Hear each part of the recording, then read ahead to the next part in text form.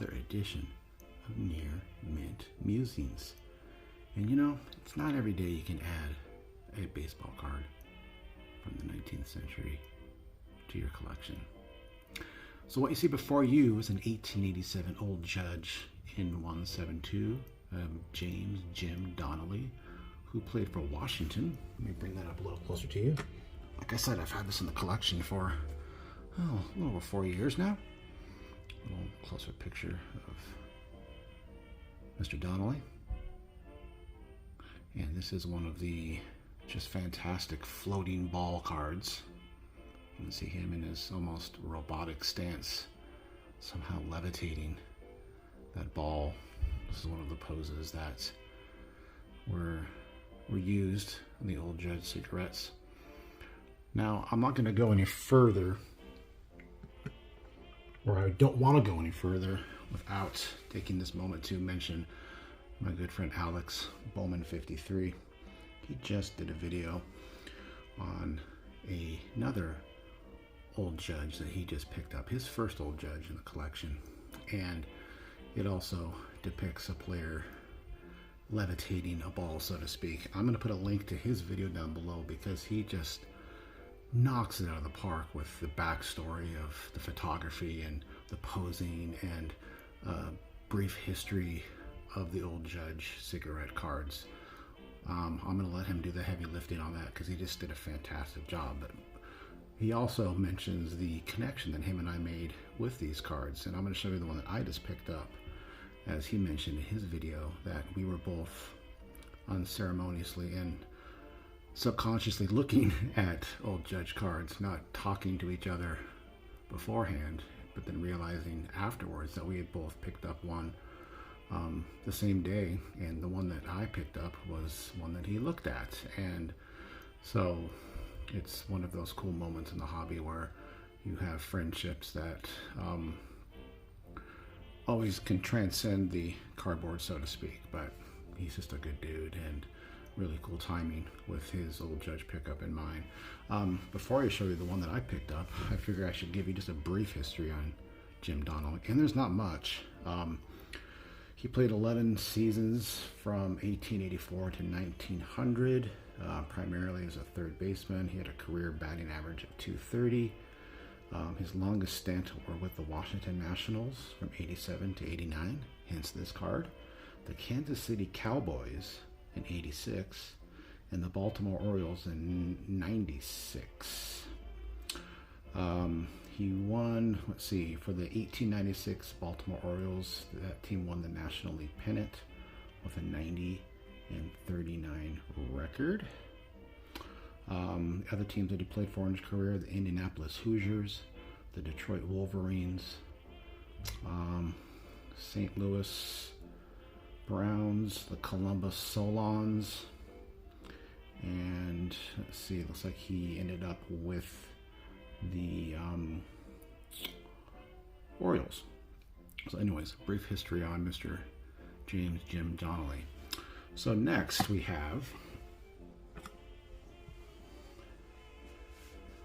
a beautiful, beautiful, 1.5 Al Myers, again playing for Washington. And this representation is even better than the last one. I mean, color-wise, I think. This also, if you watch Alex, not if, but when you watch Alex's video, he mentions how these were photos that were pretty much put onto cardboard stock. They were made differently. Should have shown the back. Not much to them, obviously. But if you look at the top corner up there, see how it's kind of, you can see the stock behind it. That's one reason why this got a 1.5. Don't really care, because the rest of it's just fantastic. Love the W on his chest, the white belt. Al Myers.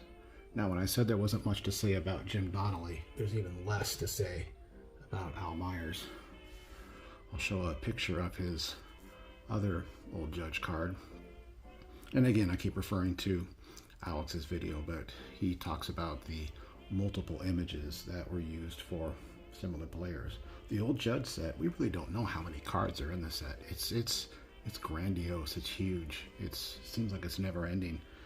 New copies and different photo variations and script variations are being found quite often. So let's pull up Mr. Al Myers here, and I will read literally the 3 sentences I think that go with his bio. He spent 8 years in the majors, mostly with the Phillies and the Washington Nationals. In his 2 best years, 86 and 90, he hit .277. He was pretty much exclusively a second baseman.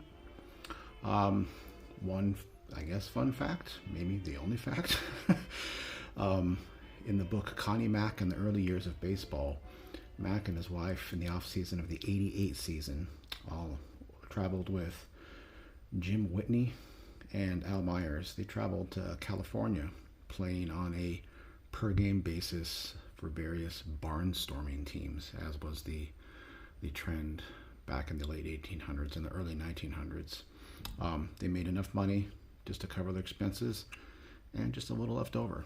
So that was one of his fun little adventures that tied him into one of the legends like Connie Mack. So anyways, that being said, you know, these cards are just phenomenal piece of history and amazing to look at, and you can just imagine the different times, the photography that were used, the poses, and the nostalgia that comes with these cards. And what I love about things like this, especially in the 19th century, is it just, for me, it just puts me in a mindset of what things were like back then, or try to imagine what they were like. And these baseball players that were being advertised in cigarette packages were just, you know, such a novelty, and such a great way of advertising, and such a great way for us, for collectors, this, you know, over 100 years later, of just discovering these people that we've never heard of. Puts us on a beautiful rabbit trails that, you know, take us to depths of baseball history that we didn't know existed, which then make connections with, you know, famous people, or maybe there's a scandal, maybe there's, you know, just, you know, whatever it is. It's a beautiful rabbit trail, and it's just one of the many numerous perks of the hobby. So very blessed to add this, my second Old Judge, to the collection. And I appreciate you all. Thanks for watching. Have a good one.